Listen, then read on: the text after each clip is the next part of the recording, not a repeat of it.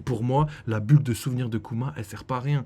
Je pense que s'il a réussi à mettre ces souvenirs-là, c'est parce que Vegapunk l'a prévenu qu'il allait mourir. Et du coup, il va rentrer dans sa bulle de souvenirs et pouvoir se remémorer tout ce qui s'est passé. Par contre, la mort de Kuma sur l'île, je pense qu'il y a grave moyen qu'il meure.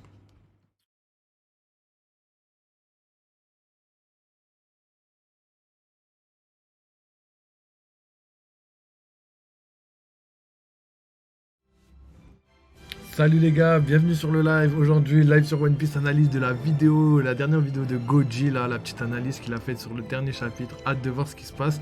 Donc, let's go les gars, on va commencer. Donc, pour commencer, je vais saluer Eva Alvoca. Salut Eva, what's up? Nice. Ah ouais, et les gars, attention, l'accent anglais légendaire. Yo, how are you, Eva?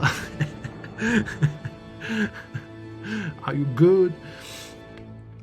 Du coup, les gars, on va commencer. Donc, je déconne, mais ouais, du coup, c'est une anglaise, donc ça va être difficile de dialoguer avec. Mais j'espère que tout le monde va bien et que tout le monde est bienvenu sur le live, évidemment. Donc, hier, on a fait la petite vidéo du Mont Corvo. Il y avait beaucoup de taf, du coup, c'était un peu galère. Et là, aujourd'hui, on va essayer de faire la vidéo de Goji. Donc pareil, grosse vidéo, 34 minutes. Donc nous, on va facilement mettre 50 minutes. Et quand je dis 50 minutes, c'est tout le temps plus. Donc ça fait pas plaisir, mais c'est comme ça les frères. Donc j'espère que ça va être cool parce qu'il y aura plein de trucs. On va mettre en comparaison la vidéo du Mont Corvo et de Goji pour essayer d'avoir un avis global, comme je disais sur Twitter pour la team Twitter. Et du coup, en fait, on va essayer de comparer les théories qui est le plus proche de la vérité et tout. Donc, vous avez l'habitude avec la team. Donc, let's go. Je pense que c'est parti. On va commencer tout de suite. Et puis, let's go, les gars. En vrai, content d'être là avec vous. Donc voilà, et regardez les gars, la team, regardez en haut là, encore plein j'ai répondu à tout le monde hier, et encore les gars, vous m'assassinez de commentaires, ça devient...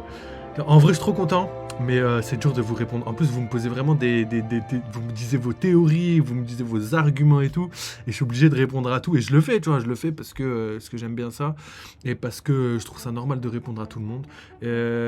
Si jamais ça devient trop chaotique dans les commentaires et que j'arrive pas à répondre à tous les commentaires, je répondrai à tous les commentaires en vidéo. Donc les gars, n'hésitez pas à suivre la team. N'hésitez pas à suivre les prochaines vidéos sur les rediffusions et les prochaines vidéos et les prochains lives sur YouTube et sur Twitch, les gars. Donc soyez à l'affût. Donc c'est parti, let's go. On commence directement. Donc j'éteins la petite musique et nous on est parti. Donc la team, n'hésitez pas comme d'habitude à me dire si le son va bien, si tout va bien, etc., etc. Donc let's go les mecs.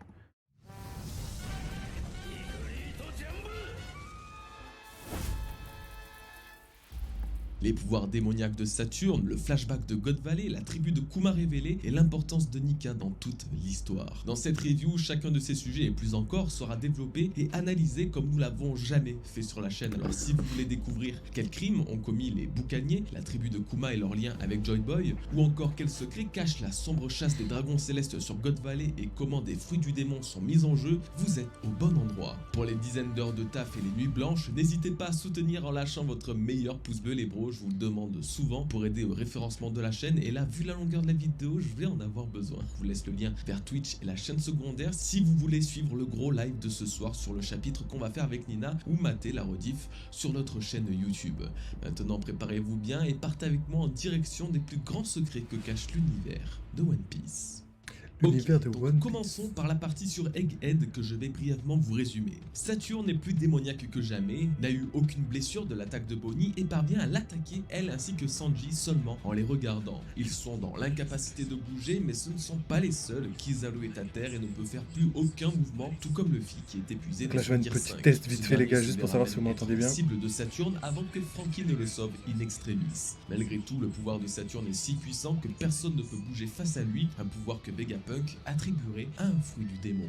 Voici le résumé de cette première partie sur Egghead dans le présent, mettant en scène l'incroyable Saturne qui nous aura retourné le cerveau la semaine dernière. Vu qu'on en voit un peu plus le concernant et concernant ses pouvoirs, analysons-les.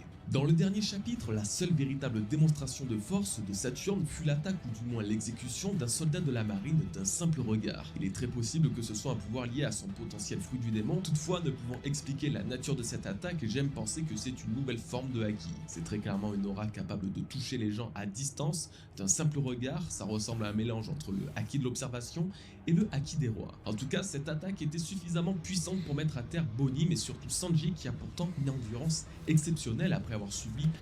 Là, c'est pas mal en vrai. On en a déjà parlé sur la chaîne de cette théorie. Est-ce que c'est dû à son pouvoir du fruit du démon, ce qui est largement probable. Pour moi, c'est ce qui est le plus probable, parce que même Vegapunk dit que si c'est pas scientifique, c'est pas etc., c'est à cause de son fruit du démon. Du coup, je me pose des questions. Après, est-ce que, comme il a dit, c'est pas un mix de Haki des rois et de Haki de l'observation? Pourquoi? Pour une seule raison. Rappelez-vous à Marineford, quand Luffy attaque Mihawk, il voit ses deux bras se faire couper. Donc est-ce que c'est parce que Mihawk lui a transféré, envoyé, grâce au haki de l'observation, la vision, tu vois, la vision du futur? Ou est-ce que c'est... ça voudrait dire que Mihawk est vraiment colossal. Ou est-ce que c'est carrément Luffy qui avait des prémices de haki de l'observation améliorées, ce que je doute très fortement, sachant qu'il n'avait même pas encore le haki de l'observation tout court. Donc les gars, gardez cette théorie en tête, je pense qu'il y a quelque chose. Là, ce qu'il dit Goji, c'est très très fort. Wesh, Nunus, how are you? I'm fine, thank you. Wesh, Sabninho, how are you? Let's go to the new live. Vas-y, let's go, on continue la petite vidéo de Goji. Wesh, les gars, comment ça va vous tuer? Wesh. Encore, heureusement, vous n'avez pas vu. Au début, je lui ai répondu en anglais. Hein. Vous allez voir dans la rediff, laisse tomber. Un énorme power-up sur Onigashima. J'ai essayé de chercher si le yokai Uchioni pouvait avoir un pouvoir similaire et c'était vraiment un enfer, c'est le cas de le dire, pour trouver quelque chose de concluant. Les deux seules références intéressantes venaient à la fois de ChatGPT et d'un site sur les yokai. ChatGPT mentionnait avec une précision absolue les pouvoirs du Uchioni qui seraient la paralysie ou l'hypnose, donc exactement les pouvoirs de Saturne, Légendaire. mais il était incapable de me donner une source correcte, donc je préfère pas le prendre. Oh fuck, it's good video. Yo, thank you so much, Sam Nino. Et du coup, ouais, juste pour la vidéo de... Là, je suis trop mort. La vidéo de Goji, là, c'est... Ouais, ChatGPT, c'est légendaire. En vrai, c'est vrai, même moi, je me posais des questions, mais du coup, des fois, je me demande pourquoi j'utilise pas ChatGPT. En plus, j'utilise tout le temps, j'en ai besoin pour les réseaux et tout. Mais là, la tête de Wam, je vais même demander une fois, je sais pas si vous vous rappelez sur la chaîne, à l'ancienne, j'avais demandé est-ce qu'il pouvait me donner une fin de One Piece. Et il m'a donné une fin de One Piece, et c'était en lien avec les armes antiques, comme quand le One Piece, ce serait en fait... le chemin parcouru par les Mugiwara et pas le trésor, et que le chemin parcouru, le fait de se faire des amis, de rencontrer du monde, c'était le plus gros trésor du monde. Et ça aurait été ça le One Piece. Donc tout en un, etc. etc. Donc peut-être c'est ça, je sais pas, on verra les gars, mais ChatGPT est très très fort. Légendaire les gars. Pied de la lettre. Par contre, le site spécialisé sur les yokai attribuait aux Oshioni les capacités de drainer l'énergie et de consumer l'esprit Non, j'aime bien, moi. au contact des yeux. Je suis frustré de ne pas trouver une vraie bonne source, mais en tout cas, oui, ça semble être le pouvoir du Oshioni et donc de Saturne. Quoi qu'il en soit, ces capacités sont vraiment incroyables et très clairement, je ne vois pas qui pourrait l'affronter ici, aujourd'hui. Il y a quand même trois petites options. La première reste le robot géant antique. What the fuck is ChatGPT? One Piece, je ne comprends pas. Je suis mort. Révélé dans l'un des derniers Ouais, chapitres, Sabdinho, on peut penser qu'il MVP. possède un pouvoir offensif et qu'en tant que monstre de métal, il soit insensible au pouvoir psychokinétique de Saturne. Je ne sais pas si psychokinétique est le bon terme approprié pour Saturne, mais vous voyez ce que je veux dire. Toutefois, une question se pose. Le robot géant va-t-il vraiment remonter à la surface alors que Luffy n'est plus en forme de Nika? C'est sa transformation en dieu du soleil qui a éveillé ce monstre de métal à la fin du chapitre 1092 et aujourd'hui... Wesh les gars, c'est vrai ça. Le robot, on n'a plus aucune information. Ça y est, il s'est réveillé, mais il bouge pas. Ça veut dire que là, en fait, il y a énormément de mystères qui est en train de se passer.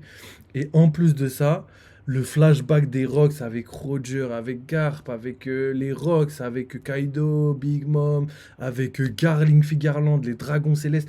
Ouais, vous vous rendez compte de ce qui nous arrive là? De ce qui est en train d'arriver là? Là, dans les prochains chapitres, on va avoir les moments les plus puissants, les plus légendaires de tout le manga. Là, ça va être ouf. Le flashback d'Erox, on attend depuis trop longtemps.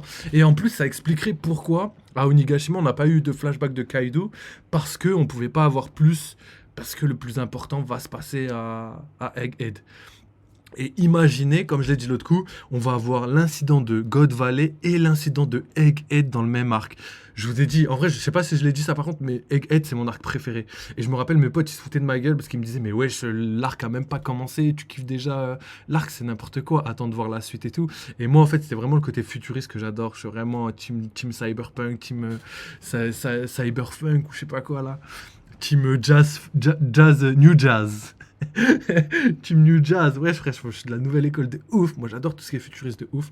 Du coup, je pense que là, c'est pour moi le meilleur arc de One Piece. Personnellement, c'est Egghead. Dites-moi, les gars, c'est quoi votre meilleur arc? Même toi, Nunous. J'avoue, Nunous, toi, t'en as pas regardé beaucoup. Mais pour toi, c'est quoi le meilleur? Pouvoir de Dieu, c'est quelque chose. Wesh, mais gros, tu t'imagines? Déjà, Luffy, on sait même pas c'est quoi ses pouvoirs et ils sont légendaires. Il peut influer son environnement, il peut manger la lumière, gros. Il peut manger la lumière de Kizaru. Et en fait, il a tellement de trucs que, en fait, on se rend pas compte à quel point son pouvoir est légendaire. Et du coup, à voir pour la suite pour Luffy, mais j'imagine même pas imagine tous les Gorosei. Déjà, regarde juste Saturne. Saturne, pouvoir d'attaque à distance, il peut te one-shot un gars pourri sans même utiliser Haki des Rois. Et ensuite, t'as le pouvoir de paralyser à distance. Donc, pouvoir du fruit du démon. Ensuite, qu'est-ce qu'on a? Wesh, on a tous ces pouvoirs, donc immortalité, ça je sais pas si c'est dû à son fruit du démon ou pas, mais il faut le compter. Et bientôt, euh, on aura tous les Gorosei et Imsama, imaginez. Et imaginez Barbe Noire qui a 2 fruits, 2 éveils, il mange un troisième fruit type dieu mythique, mais imaginez la puissance légendaire qu'il pourrait avoir. Ce serait légendaire. Et pas nouvelle école. J'ai pas sur j'ai pas compris sur Netflix. J'ai pas compris Netflix ou Wano. Ok, donc toi pour toi Netflix, la série Netflix c'était légendaire et Wano c'était légendaire. Mais en fait la série Netflix c'est cool, ça te permet de connaître un petit peu l'histoire, mais c'est pas la vraie histoire et t'as pas toutes les informations. Et ça c'est dommage. Mon arc préféré c'est quand j'ai vu Frankie en string pour la première fois. Mais il est pas en string. Et tu sais que ça, c'est mon arc préféré. Ce qui m'a fait kiffer One Piece. Donc, c'est mon ancien arc préféré. Enies Lobby, Water 7, c'était vraiment légendaire. En fait, tout le monde dit qu'à partir de Water 7, le manga One Piece passe à une dimension mondiale. En fait, avant, c'était plus un petit manga tranquille. Et à partir de Water 7, les gens ils l'ont dédié comme étant parmi les 3 meilleurs mangas. Et aujourd'hui, avec tout le reste, meilleur manga. Punk Hazard. C'est vrai que Punk Hazard, j'aimais beaucoup moi aussi. Donc vas-y, on continue un petit peu, mais j'aime beaucoup les gars. Luffy a En vrai, ça c'est malheureusement retrouvé sa forme c'est vraiment les originale. arcs Je ratables. ne pense quand même pas que le Oda ait sorti le robot géant de sa torpeur juste pour une seule case d'un seul chapitre, donc s'il n'apparaît pas au chapitre 1096, ça sera au 1097, et ainsi de suite. Et si ce D'ailleurs, il parle de chapitre 1093. Après, je vous laisse regarder la vidéo. Mais le 1096, c'est le dernier chapitre du tome. Donc moi, précédemment, je pensais que c'était le 1094. J'avais tout faux. C'est le 1096, c'est le dernier chapitre du tome. Et à la fin du chapitre du tome, il y a toujours quelque chose de légendaire. Donc attendez-vous à un chapitre colossal. Donc avec un cliffhanger de malade qui va nous dire, qui va donner envie au lecteur de continuer à acheter les livres et à continuer à lire, tu vois. Donc ça, c'est logique. Impel Down, incroyable. Bah, c'est l'arc préféré de Miss Phantom. En vrai, Ratal, moi je kiffe de ouf en vrai. C'est un des meilleurs aussi. robot ne combat pas Saturne, il sera utilisé pour sauver nos protagonistes et les mener loin d'Egghead qui s'est transformé en un véritable enfer. La deuxième option n'est pas non plus à négliger, au même titre que la première, c'est l'apparition de Kuma. Alors, on va beaucoup parler de Kuma dans cette review puisque le chapitre lui est quasiment entièrement dédié. Kuma On est sait légendaire. aussi que Kuma est aujourd'hui en direction d'une certaine île du Nouveau Monde après avoir créé le chaos sur Marie-Joise dans le chapitre 1092. Actuellement, je ne vois pas quelle destination il pourra avoir si ce n'est Egghead, et même quelle autre île que Egghead pourrait avoir besoin de lui aujourd'hui. On y retrouve sa fille dans une terrible situation, Vegapunk, son ami destiné destiné à être assassiné, et Luffy et son équipage qu'il a déjà sauvé par le passé. Son apparition sur Egghead serait l'événement parfait pour permettre à tout le monde de s'en sortir grâce à son fruit du démon capable de faire voyager n'importe qui. Et pas seulement, ça pourrait aussi être l'arc final de Kuma. Nous savons aujourd'hui qu'il ne reste plus grand chose faisant de lui un humain. Les travaux de Vegapunk. Wesh Lodger, comment tu vas? Ah ouais les gars, Lodger, remets-nous le lien s'il te plaît pour qu'ils aillent voir Nenu et Sabinho. Wesh, il nous a fait un petit dessin, il a dessiné Fantôme dans l'univers de One Piece. J'étais mort hier. D'ailleurs, il y a la rediff YouTube qui sort le 20 je crois que je l'ai mis le 20. Et du coup, Lodger, je t'ai mis dans la vidéo. Faudra que tu m'envoies ton petit arrobas, comme ça je te le mettrai dans la description pour les gens qui veulent des petits dessins et tout. Mais comment tu vas la Son mif? corps l'ont transformé en véritable cyborg. Et si durant C'est sa sur le transformation- Discord. Ah ouais, c'est vrai, les gars. Je crois que bah, vous avez tous le Discord, les gars. Allez regarder, c'est trop marrant. J'ai kiffé les références de ouf. On a trop de références. Wesh, RDB, wesh, l'équipe, wesh, comment ça va? Comment tu vas, RDB, la forme? Wesh, il y a toute la team fantôme là, c'est légendaire. Il manque juste Gapadre et encore 3 gars et ça y est. Ils t'ont pas hâte dans le Discord. Mais en fait, si, je crois que j'ai le. Mais en fait, je crois que c'est. Attends. Je crois que j'ai vu le truc. Mais en fait, moi, j'ai pas les notifs, j'ai pas les trucs et tout. Attends, je vais laisser la vidéo juste vite fait.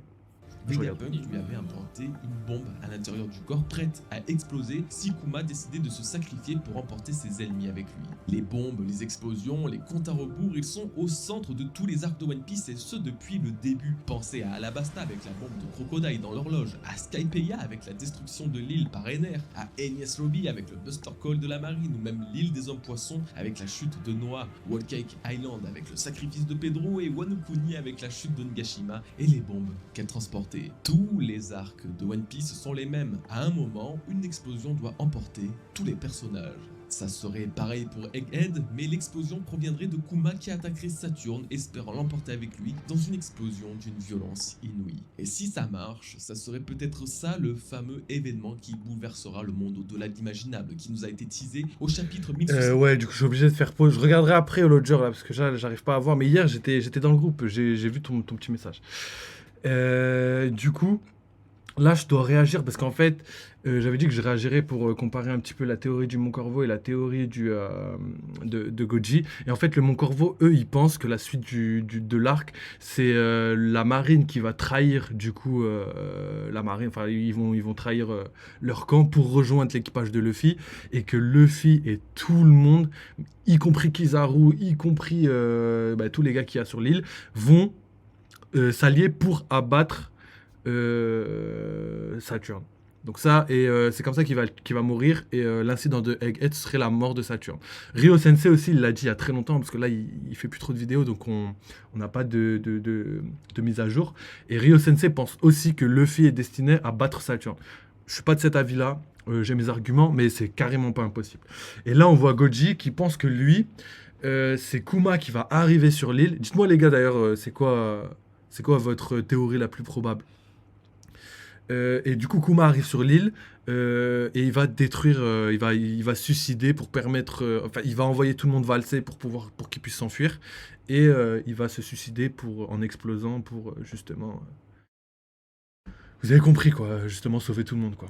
Et du coup, ça ferait un parallélisme avec Shabonji quand Luffy il s'est fait manger là par Kizaru et Kuma et du coup tout le monde a été envoyé et l'équipage est séparé. Et moi je pense que c'est possible que l'équipage soit séparé, mais avant c'était pas intentionnel, ils voulaient pas être séparés et là je pense qu'ils vont demander à Kuma de se séparer. Et pour moi la bulle de souvenirs de Kuma elle sert pas à rien. Je pense que s'il a réussi à mettre ces souvenirs là, c'est parce que Vegapunk l'a prévenu qu'il allait mourir et du coup il va rentrer dans sa bulle de souvenirs et pouvoir se remémorer tout ce qui s'est passé. Par contre la mort de Kuma sur l'île, je pense qu'il y a grave moyen qu'il meure. Donc n'hésitez pas les gars. Dites-moi ce que vous Puis, pensez. la mort d'un doyen, la mort de Saturne, la disparition de Egghead éradiquée par une explosion sans précédent. Vous l'aurez compris, Kuma pourrait bel et bien être la clé de la survie dans cet arc. Le dernier et troisième point, celui que je veux vous exposer depuis plusieurs mois d'ailleurs, l'apparition de Monkey D. Dragon au chapitre 1100. Vous le savez très bien, les révolutionnaires sont de plus en plus au centre de l'histoire et Dragon en personne, qui n'a apparu que très rarement pendant plus de 23 ans, est devenu très récurrent dans l'histoire en particulier. Ouais, je suis obligé de mettre pause toutes les 2 secondes, mais les gars, je suis obligé. En fait, là, ils parlent de Dragon, mais le Mon Corvo, hier, ils ont fait une théorie de zinzin. Ils ont dit que, en fait, Dragon, avant, il avait 17 ans pendant l'incident de God Valley, et qu'on pourrait revoir Dragon sur God Valley dans les flashbacks, et que il était avec Garp, et que c'est ça qui lui a donné envie de créer l'armée révolutionnaire. Donc avant c'était l'armée de libération, je sais plus quoi. Et du coup, en fait, il va récupérer Emporio Ivankov, il va récupérer les esclaves et tout, et ils vont former l'armée révolutionnaire. Imaginez. Mais imaginez, il y a Dragon sur God Valley, ça veut dire qu'il y a tout le monde entier à God Valley. Truc de ouf. À Du voir. train de Wano Kuni. Nous sommes exactement à 5 chapitres du 1100e et 1000 chapitres plus tôt, un certain Monkey D. Dragon faisait sa toute première apparition de l'histoire. Est-ce qu'il est fou ou improbable d'imaginer qu'au chapitre 1100, Dragon puisse apparaître avec d'autres révolutionnaires pour sauver son fils, mais aussi ses amis, Vegapunk et peut-être Kuma? Surtout qu'il ne se retrouve pas face à n'importe qui, c'est un membre du Gorosei, l'un des piliers de cette société que Dragon veut tant détruire. Tout collerait parfaitement avec son apparition là dans 5 petits chapitres. Et par-dessus tout, 1000 chapitres après avoir sauvé Luffy de Smoker, il le sauverait à nouveau, mais de Saturne cette fois-ci. Donc sur ces 3 hypothèses, je ne sais pas vers laquelle me diriger tant elles me semblent toutes pertinentes. Est-ce le robot géant antique, Kuma ou bien Dragon qui va sauver les Mugiwara? Si vous avez une préférence, faites-le moi savoir en commentaire, nous pouvons passer à la suite de l'analyse de cette partie que je n'ai pas encore totalement terminée. Vous savez que la semaine dernière, ma théorie principale dans la review était que finalement le Gorosei sont de vrais démons et pas d'utilisateurs de fruits du démon, ce qui change quand même pas mal la donne. Aujourd'hui, 2 choses supplémentaires me font penser ça. À nouveau, Ah, les Saturne... gars, ça c'est notre théorie. Ça c'est, moi je pense ça, hein. Enfin, les deux sont possibles, mais il y a grave moyen que ce soit des démons. Sam Nino, Nonos, dites-moi, vous pensez c'est des démons ou des fruits du démon? En tout cas, Imsama, pour moi, ça peut pas être. Il faut au moins un démon responsable et créateur des fruits des démons. Il faut au moins les un. humains comme Pour une moi, c'est espèce à Imsama, part. ou Gorosei Alors oui, et ça pourrait Imsama. venir de son sang de dragon céleste et leur suprématie sur toutes les races, mais ça pourrait aussi simplement dire que Saturne n'est vraiment pas un humain, mais un démon. Le deuxième gros argument, c'est que l'apparence de Saturne est entièrement montrée lors des événements de God Valley il y a plus de 38 ans, et comme vous l'aurez remarqué, je pense, hein, il n'a encore absolument Il pas vieillit changé. pas, L'apparence wesh. de Saturne ne bouge jamais. Cette immortalité C'est instant, je pense. Tu m'éclates. J'ai vu RDB, tu m'éclates. Voilà, t'es toujours là dans les lives One Piece alors que, frère, t'as pas regardé. T'as commencé ou pas du tout? Je t'enverrai le site là sur Discord. C'est un site qui t'évite de regarder tous les épisodes de. Mais regarde au pire One Piece Netflix. Je sais pas si t'as Netflix, mais essaye de regarder. Ça dure pas longtemps. Et du coup, c'est ça qui va te motiver à regarder One Piece ou pas. Tu vois. Ce vieillissement largement ralenti viendrait en effet de la race des démons à laquelle il appartiendrait. Le seul hic, c'est la mention d'un fruit du démon par Vegapunk lorsque Saturne utilise ses pouvoirs. Toutefois, ça ne reste qu'une déduction et non une affirmation. Le plus grand scientifique du monde peut lui aussi se tromper. Pour finir, parlons rapidement de Kizaru et Luffy qui sont tous les deux totalement KO, ce qui n'est pas étonnant pour Luffy à cause de l'épuisement du Gear 5. Kizaru, lui, par contre, semble avoir subi de sérieux dégâts du White Star Gun de Luffy. C'est assez fou puisque la seule attaque que Luffy lui a infligée a été suffisante pour le coucher tout le long du chapitre. Bravo Luffy, travaille ton endurance et tu seras imbattable. Bon. Après, c'est vrai les gars, ça faut qu'on en parle. Kizaru il s'est fait coucher, c'est le seul coup que Kizaru a réussi à mettre à Luffy. Par contre, c'est un coup légendaire. Ça c'est un coup qu'on utilise contre un empereur, tu vois. Donc ça décrédibilise pas la puissance de l'amiral, tu vois. Mais après, le débat amiral Yonkou, frère, pour moi, ça fait des années que c'est fini. Pour moi, un amiral, jamais il a la puissance d'un empereur. C'était logique, les gars. Là, les gens qui étaient pro-amiraux, malheureusement, c'était logique. Ça se voyait, en vrai.